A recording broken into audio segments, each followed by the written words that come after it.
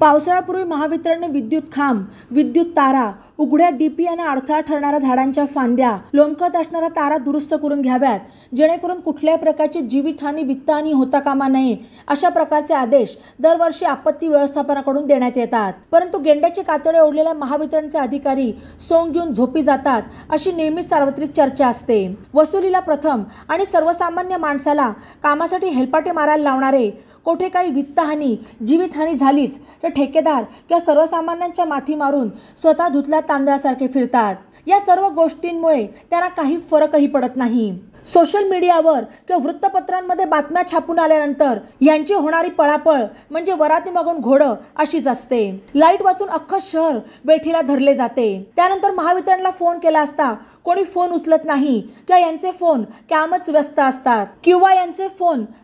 व्यस्त असतात। चुकून उचलला गेला तो उडवाडूची उत्तरे दिली जातात।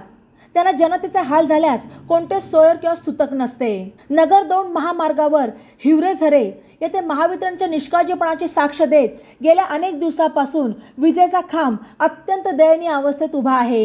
हा विद्युत खांब भविष्यात महामार्गावर कोसळून कोणतीही जीवित किंवा वित्तहानी होऊ नये अशी अपेक्षा ग्राम पातळीवर व्यक्त होत आहे।